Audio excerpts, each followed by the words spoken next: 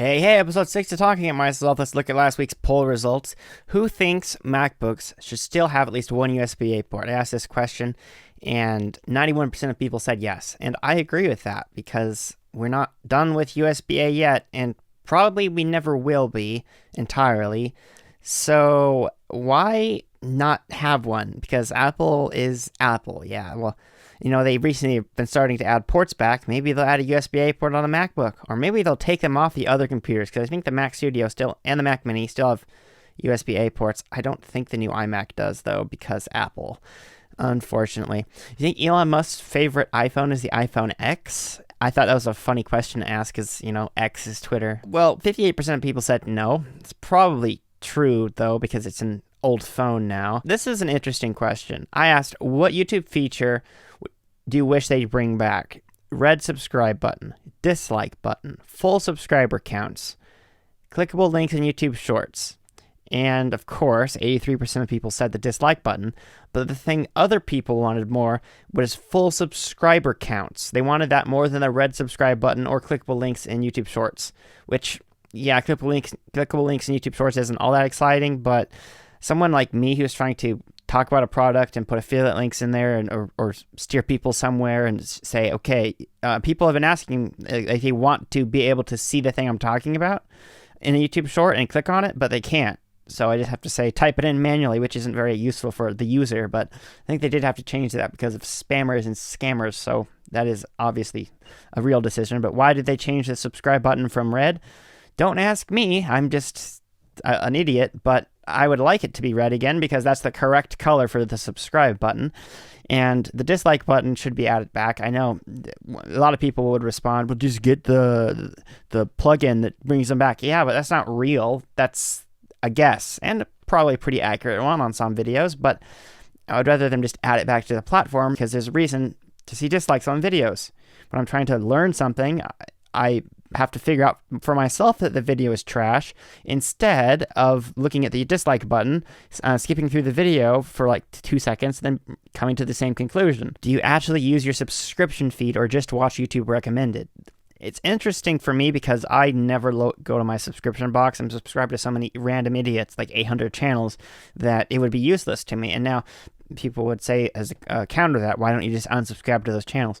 Well, I don't necessarily dislike the individual who's making the videos. It's just that I don't want to watch every single video from every single person I'm subscribed to. Therefore, the subscription box in its current form is useless to me. So therefore, I remain subscribed to channels that I would like to watch some of their videos, but not all of their videos, but that defeats the purpose. Yeah, that's basically how it is for me. But 23% of people said they use it, 51% of people said they never use it, and the other 26% don't use it very often. It seems that most people don't really use their subscription box, and they're probably in the same predicament as me, or they're just lazy and watch the recommended. My recommended has gotten pretty bad recently. I think YouTube's algorithm for some reason is just getting worse, at least for me, because it's all garbage trash in my recommended, and pretty much the only stuff that's good is stuff that I've already seen before in my recommended, which is fine, because that's pretty much what I'm watching now. I'm on a rewatch spree of a bunch of different channels at this point in time, or the videos that are new from people I do watch, which is quite a bit. But considering I watch enough YouTube that I catch up with every single channel I'm interested in pretty much immediately, I just end up with not a whole lot to watch a lot of the time. The best music streaming platform. Now, of course, 78% of people would say Spotify, but in my opinion, Spotify has been getting worse. The desktop user interface, when they did that update, it's so terrible now. I know you can make it slightly better like it was before, and I make the icon small, and I make it kind of the same way as it used to be. And that's not a not liking change disagreement that I have with it. It's objectively less usable, and it's just basically the phone app, but more so. People are like, simple is better, but when you're on a desktop, it's not better if you actually are a competent user of a computer. All this obsession with simplifying everything and making stale icons and rounded edges isn't necessarily better, in my opinion. I spent like 10 minutes trying to figure out how to show the album view of albums that I'd hearted in the past. And it used to be some simple thing where you just click on albums, you see the albums. But instead, it's just a little teeny scroll on the side where you have to select it like Google search. You know how Google search has gotten these little buttons instead of the tabs like it used to be. It just terrible on Spotify. And what used to be just blowing up the album art, making it really big in the bottom left, is now a whole entire side column, which is kind of neat. I have several complaints about it. It has the artist info, which is neat. And there was a couple times where I've been reading the artist info, like halfway through the paragraph, because I'm into it now, so I'm reading the entire thing. And then when the song skips, the window you've clicked on goes away mid through reading it, which defeats the purpose of having it there in the first place. And also for the videos on Spotify, like for the Joe Rogan Experience, it's not in that corner anymore. It's way up there, and it's just more clunky looking. Before it wasn't very good, but it was at least more functional. I know Spotify's main focus isn't video, but they could have made it not terrible. YouTube handles good or bad. 70% of people said they're good. 30% said they're bad. Now, obviously they did it for a reason, and I am used to the change now, and I guess it's fine, but that just means the people that got in early, right when they made the change, were able to snag some pretty good handles, and as time goes on, they're going to get worse and worse, and all the good usernames are going to be gone, and then pretty much everyone in the future is going to have to be cardboard box 69420_XD, because there's going to be no more good usernames left. But anyway, that's a thing. And those are my community polls for the week. I do that every week on my podcast because I make a community poll every day on my channel, and I figured why not talk about it. And this week on the channel has been quite a good one. I've made several videos. I bought a pile of MacBooks, and then I polished some chargers for the members. For the YouTube Shorts, I've been publishing 7 a day. Not 7 a day, that would be a lot. 7 a week, which is 1 every day, obviously. And the one that did the best, I think, would be using 3 cables at once, like all Apple cables basically, and it's interesting that none of those did super well overall. That using 3 cables at once video did better on Instagram than YouTube. Actually, my most viewed of one of my videos this week was not on YouTube, it was on Instagram. 10.9 thousand views on Instagram for that video that I published 3 days ago as of recording, and it almost has has more than double the views on Instagram. That's good. Instagram's kind of figured out that my videos aren't garbage, and it's been recommending them to more people. So I guess that's nice, but enough with my channel. I won't make the entire podcast talking about my dead channel. It's just something I'm going on with. Next week, for my videos, this is something that I'm doing now.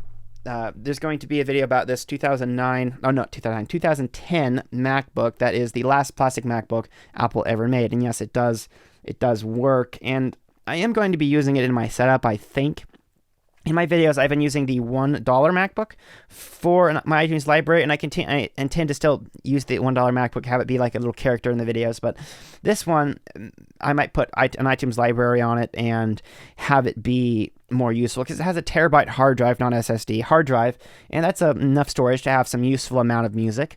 It's also running an operating system that isn't useless yet, macOS 10.13 High Sierra, which is able to have a relatively recent version of Chrome. It's about the most up-to-date version. I'm able to run apps that I would use on my main computer somewhat, like Magnet, iStat menus, Notion.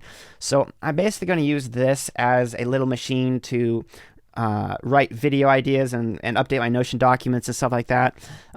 You may be wondering, why am I using a 13-year-old laptop for that instead of my 2021 M1 MacBook Pro? Well, my M1 MacBook Pro is plugged into 10 hard drives, 3 monitors, a whole huge setup, and unplugging it is an inconvenience that is only worth it if I'm leaving the house or something. I'm not just gonna casually, grab the laptop and type a few words in Notion and then stop. Having to unplug all that and wait for the hard drives to disconnect, because modern technology has gotten better at when you unplug something without telling it you're unplugging it. But considering I have a lot of hard drives, 40 some terabytes worth, and I wouldn't want to just unplug them all at once, because the chances for errors go up a lot, and I just don't want to do it, so I have to wait. I did make an Apple script to kind of automate the disconnection process, but it still is annoying. So that's what this 13-year-old MacBook is going to be for. It's in great condition. It made for a pretty good video. I can play Minecraft on it, and I did in the video for a little bit. It got, a playable amount of FPS, but I wouldn't say that it's great. When you screen record and play Minecraft on it, it gets about 7 to 12 FPS. So you can't really make Minecraft videos on it. but you can play Minecraft on it without screen recording at maybe 40 to 50 FPS. Maybe it bottoms out at 30, and that was at 4 render distance, mark you, not anything good. So, yes, there's probably someone out there, playing on a MacBook that old because it is capable of doing it. My MacBook's slightly older than that. The limitation isn't the MacBook at that point. It is the software and the support for the launcher. It's kind of unfortunate. That one can run the launcher that uses Microsoft accounts, but older laptops that are running operating systems that can only run versions of the launcher that don't use Microsoft accounts, basically they stopped being able to play Minecraft as far as I know. Maybe someone else that's smarter knows, but they stopped being able to play Minecraft on the native launcher.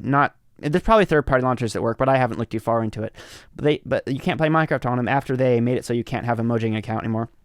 I did lose one of my Minecraft accounts, my original one, because I didn't migrate it. That's just because it was using one of my dad's when I got my Minecraft account, my dad set it up for me. So it was using his email very, very long time ago when I was a child incapable of understanding what email was. So since he lost that email or something, or he deleted that account. It was a Yahoo account because who uses Yahoo? So that's gone, but it's whatever. That's not my main account. I actually was banned on Hypixel on that account, and I made the other account, which would be Undertaker01, and ban evaded to YouTube rank, which the admins knew that. They're like, when I got my YouTube rank, they asked me, "Hey, is this you?" It was actually a verbal abuse ban because I used to be a toxic little rat. Frankly, honest to God, the reason I'm so fast at typing is because I got really good at typing full sentences on the way to the void in Skywars when I was, I'm not good at PvP now. I'm better than most people, but I'm certainly a lot worse then. So, yeah. Also, it was frustrating when I was able to recognize I died, not because I am bad at PvP, I could have killed that person, but because I had such terrible internet. For the longest time, we had 1 megabit of upload and 7 down, which is so much, and the speed wouldn't really matter if you have good ping, and I didn't have good ping. It was quite abysmal and spiky. It would go from thousands to, it would just suddenly spike whenever you did anything at all. So I died a lot because of that, and that's one of the reasons I made Skyblock videos instead of PvP videos. I probably would have focused more on PvP than Skyblock had we had internet that was usable at the time. Now I have better internet. It's thanks to 5G. We still can't get physical internet to our house that's better than what we can get through 5G. So that's what it is. But I'm not making Minecraft videos anymore, so it does not matter at this point in time. But that's a thing. I also have 2,000 note cards here. It's a rather normal thing to say. That's because I bought those in a supporter video that'll be up a week from yesterday, but that's nothing to do with being with supporters, channel members. But become a channel member if you'd like. $1 a month, you get weekly extra videos. This is because of that GTD methodology that I spoke of in a recent podcast. And basically every time I have an idea, I write it down on a note card, and then I put it in a place to process it later. So that way, if I have an idea, for one, I'm not going to lose the idea, and two, I'm not going to stop what I'm doing and decide what to do with the idea. So the fact is, it'll take the 10 seconds to write it down, and then it'll be there for me to look at a time when it makes sense to look at my ideas and decide where to put them. So that's basically what these are for. I just filmed a YouTube short not 30 minutes ago where, every week I do the short where I promote the video for everyone, and then on the day that the video for everyone goes out, I do a short promoting the video for channel members that week. Because if the video idea if the full video idea is good, then the short about it will be good, because it's just kind of summarizing it in a funny way that caters to YouTube Shorts. So what I did was I had this box of the 2,000 note cards, and I dumped them on my head and said I bought 2,000 note cards in the first 2 seconds of the short. That's what I did. And these things are rather dense, the note cards, so it didn't feel great when they landed on my head, but that was a funny thing and a funny YouTube short for next week. But, dumping all those note cards, I probably will still find at least a couple of those, packages of note cards, because they're there are 2,000 of them, but they are wrapped in packages of 100. So yeah, probably still be finding those under places for a while because I don't know if I have all of them there, but I'm not going to count because it's not like it matters. But anyway, that's another thing that I did. I didn't really talk about. I cut it out of the member video because it was boring as heck because in the way I executed it. But I bought 1,000 note cards of a name brand and then 1,000 Amazon basic ones. Just, since I was going to get note cards already, and since one of them was slightly more expensive, I just wanted to see the comparison, since it's not that it mattered a whole lot for what my application, but since I was curious, it turns out the Amazon basic ones are terrible. They're worse than the Walmart ones, and Walmart is known to be terrible and cheap. The Walmart ones are about twice as good as the Amazon ones, and basically, if you want cheap note cards, go to Walmart and don't buy them from Amazon. There's a lot of upcoming full videos I'm working on. We've got an iPod mini I've been dealing with. It was pretty nice. I'm glad I got its original box. It's now on my shelf. I did unbox it since the last podcast, and it's pretty darn neat. I have it here in my little container of Apple devices.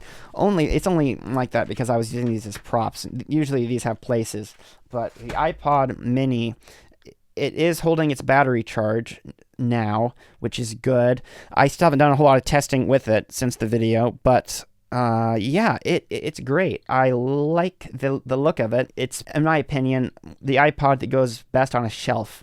It just looks so nice on a shelf. But yeah, I'm glad I got it. I also got an Apple TV, which will be a video at some point. This is the remote for it.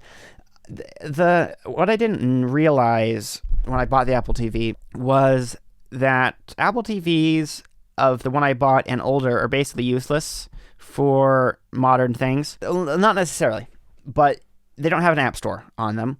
And a lot of the apps don't work, and the ones that do won't work eventually.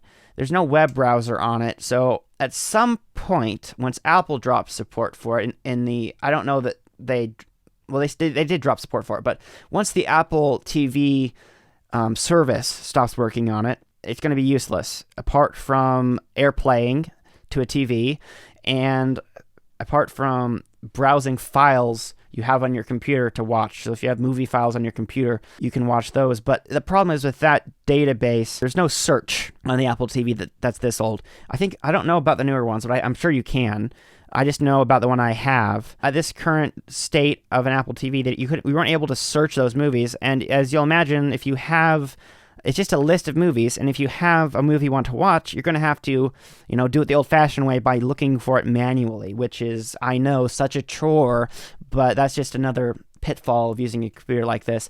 Not computer, but Apple TV. I also have been downloading YouTube videos from certain channels because I want to be able to have those if they end up deleting them. Like, a good example would be, I guess I'm not going to give an example, but a good example would be an edgy channel that already has deleted a bunch of their good videos because everyone's offended at everything or something, and I just want to be able to watch them in the future. So that's what I'm doing, and I could download those, put them in that library, and then watch them on the Apple TV. But you can't search for things very well, so it's not really useful for that. So I didn't. I haven't filmed very much of that video yet, so this stuff I'm talking about is probably maybe stuff I'm going to talk about in the video, but I don't know yet. I did watch an Apple TV thing, because we are subscribed to Apple TV through a phone plan, and I watched the Still documentary about Michael J. Fox on Apple TV. It was a very good documentary, but we're talking about the experience of using the Apple TV here. It was slow, would be a word.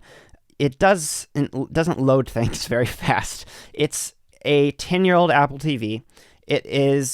They did this weird thing in 2012 with the 2012 Apple TV where they improved something about it. I don't remember off the top of my head, but they basically called it the same generation of Apple TV, except they just did a tiny bump. So the only thing different is the model number, but it is still said to be the third generation Apple TV, even though it is a different one than the other third generation Apple TV. So that's a very strange thing that they did. And the one that I have is the newest version of that third generation Apple TV. So that's more useful than the other version of the Apple TV. And basically, a third generation Apple TV is super cheap on eBay. So if you are looking for something just to AirPlay to, I would get a third generation Apple TV and just use it for AirPlay. because that's if you say you don't have a smart TV and you want to be able to AirPlay your phone to your TV and listen to it through the speakers and watch it on the big TV, a third generation Apple TV is probably your best friend. I'm sure that there is other manufacturers that make things like Fire Stick maybe, but maybe that would be a more useful option, right? But if you want something with an Apple logo on it, your best bet is a third generation Apple TV. And I've been playing around with the mouse if you're watching, the remote if you're watching the video. This is the old version of the Apple TV remote. I've never had an experience with an Apple TV before this, so I don't know how to compare it to, but I think that people said that this one was not a very great remote. I think it's fine. There is a quirk of the Apple TV third generation. You cannot change the volume of what you're watching from the Apple TV itself, which is, unusual. Of course, people are expected to have this hooked up to an entertainment system, and there is a volume control on that, but I don't have an entertainment system. What I got was a device that you plug an HDMI cable into, and then it takes the audio signal from that HDMI cable and turns it into RCA that you can then plug into something else. Since I don't have anything like a sound bar in my bedroom to extract that sound signal from the HDMI from, then that's what I did. If I had the generation that was one newer than this, it happens to be about probably double the price on eBay than what I bought this for, then I would have an app store and I would have a more useful experience, but I don't. This is what I have, and it'll be a great video, but in terms of using it, I probably still will be using it after the video goes up, but I would like an excuse to buy a newer one. If I find one cheap on eBay, then I will, but it's not a high priority. But it will be a video at some point, and that's just kind of what I've been up to this week. There have been more things. I have been opening my windows at night. It's nice because my room in the summertime would be getting in the 82-degree range during the day, and going to bed in a hot room like that is terrible because you just can't sleep very well when it's 80 degrees. And I've been leaving my windows open. I have two windows on both corners of my room because I have a corner bedroom, and behind me is actually a window. If you weren't aware of that, the curtains are for a window. And having two windows open when it is getting down into the 40s at the peak of the coldness. I'm actually waking up at about 4 something in the morning. That's probably when it gets about, cold enough to where I wake up, and it wakes me up because it's cold. So I might have to start shutting my windows. Of course, I will have to shut them during the winter because I'm not going to, have it be 32 degrees in my room and freeze the water I have on my table before bed. I'm not going to wake up like that. That would probably be a bad idea with all the technology I have in here as well. My big video light kind of acts as a heater, which is good in the winter time, but not good in the summertime. So that's one of the reasons the room gets hot. Another reason is just the windows on the corner bedroom make the room hot no matter what. My flickery monitor has been getting worse progressively. I don't like that. If you're aware, one of my monitors is smashed. I have this nice 3-monitor setup that isn't really nice because one of the monitors is terrible. And I made a short that the short's gonna go up sometime next week where I say I have 6 monitors in my setup, and I don't know. I don't know if it'll come off as braggy. It's really not, because 2 of them are old, 1 of them is terrible, and the other 2 are okay. But when I get an idea for a YouTube short, something I can turn into a short, I just write it down and then I make it. Not right away, but I write it down and then I will make it, because I'm just trying to have as much short videos as possible. One every day. And I need a lot of videos, a lot of video ideas. Ideally, more video ideas than I'm making videos. And it's not necessarily the easiest thing to come up with a good video idea every single day for a YouTube short. I'm having a slightly higher bar than lighting my farts on fire or whatever the heck TikTok trend there is now, licking toilet seats and eating Tide Pods and all these stuff that you shouldn't do. Caring about the trends is something I've never cared about. In terms of the online trends and the TikTok dancing and the whatever the newest thing is about jumping off a building or whatever. I can't say that I'll never make a video that caters to a TikTok trend, but I don't have any plans to. Unless it suddenly becomes a trend to, dump 2,000 note cards on your head, then I'm prepared because I have that. The short form content is very parasitic and I don't like it. I make it, but I don't like it. That's kind of how I've figured out what Twitter is. Everybody reaction farming, and it's just all posts that are designed to get people to respond. That's just all it is. It's just a waste of time, because even the people that are asking the questions don't care about the answer. They just want you to answer. That's just kind of how Twitter is. I like a platform that doesn't censor everybody and, allows you to not be demonetized, for making a video. But I don't like reaction farming and text posts like that. That's just what I've been up to this week. This is the podcast where I talk at myself, and there'll be another one next week, as there will be the week after that. So thank you guys for watching, and see you guys later.